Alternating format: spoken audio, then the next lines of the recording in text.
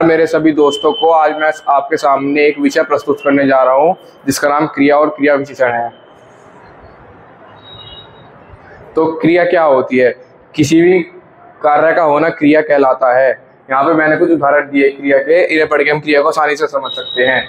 रोहन खाना खाता है, इसमें कार्य खाता है कार्य हो रहा है इसमें, तो इसमें क्रिया खाता होगी। चीता तेज भागता है, भागता इसमें कार्य है तो इसमें क्रिया भागता है हो गई। बबीता रोज बाहर जाती है, इसमें जाती है कार्य हो रहा है तो इसमें क्रिया जाती है हो गई।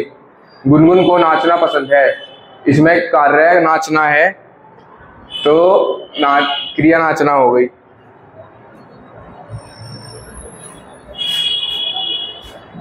क्रिया के भेद, क्रिया के दो भेद होते हैं, अकर्मक और सकर्मक। जिस वाक्य में कर्म नहीं होता तथा काम का प्रभाव केवल कर्ता पर पड़े तो वहां कर्मक क्रिया होती है। राम दौड़ता है, यहाँ प्रभाव केवल कर्ता पर पड़ रहा है इसलिए यहाँ अकर्मक क्रिया है। सकर्मक क्रिया, जिस वाक्य में कर्म होता है तथा काम का प्रभाव कर्ता के अलावा कर्म पर भी पड़ता है वहां सकर्मक क्रिया होती है। जैसे नीलम आम खाती है, इसमें नीलम के साथ साथ आम पर भी फर्क पड़ रहा है इसलिए यहाँ सकर्मक क्रिया है। तो अब बात आती है क्रिया विशेषण पे। क्रिया विशेषण किसे कहते हैं? तो क्रिया विशेषण बेसिकली वो चीज होती है, क्रिया की विशेषता बताने वाले शब्दों को हम क्रिया विशेषण कहते हैं। इसके 4 प्रकार होते हैं। इस फ्लो चार्ट की मदद से हम इसे बहुत ही आसानी से समझ सकते हैं। तो स्थानवाचक, पहला होता है स्थानवाचक, फिर होता है कालवाचक, फिर होता है रीतिवाचक और फिर होता है सबसे लास्ट में परिमाणवाचक। तो स्थानवाचक में जैसे अगर वो किसी भी सेंटेंस में कहाँ आए, मतलब कि दाएं बाएं इधर उधर या दूर पास कहाँ का प्रयोग हो तो वहाँ स्थानवाचक होता है। और कालवाचक जिस वाक्य में कब का प्रयोग हो, जैसे बार बार, प्रतिदिन, आजकल, तो यहाँ कालवाचक होता है। रीतिवाचक जिस वाक्य में कैसे का प्रयोग हो, जैसे कि धीरे धीरे, गलत सही, अचानक, तो यहाँ रीतिवाचक होता है। और परिमाणवाचक अगर किसी वाक्य में कितना का प्रयोग हो, जैसे कि अधिक या फिर थोड़ा कुछ या इतना उतना, तो वहाँ परिमाणवाचक होता है। अब हो सकता है अभी आपको समझ ना आया, पर मैंने नीचे कुछ उदाहरण दिया उसकी मदद से आप इन्हें आसानी से समझ सकते हैं।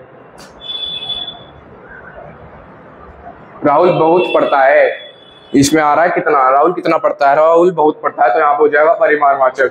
वो धीरे धीरे चलता है, वो कैसे चलता है धीरे धीरे, तो कैसे का प्रयोग यहाँ पे रीतिवाचक में हो रहा था तो इसलिए यहाँ पे रीतिवाचक होगा। सफलता प्राप्ति के लिए प्रतिदिन पढ़ना चाहिए, यहाँ पे कब का प्रयोग हो रहा है, हमें सफलता प्राप्ति के लिए कब पढ़ना चाहिए, तो प्रतिदिन पढ़ना चाहिए, यहाँ पे कालवाचक का प्रयोग हो रहा है। तुम जाओ और वहां बैठो,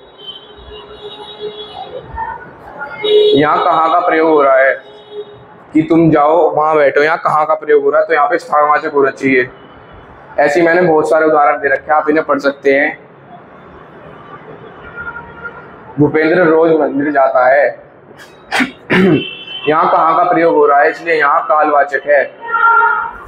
राजू को डाकू मंगल सिंह ने बहुत मारा, यहाँ पे कितना का प्रयोग हो रहा है, इसलिए यहाँ परिमाणवाचक है।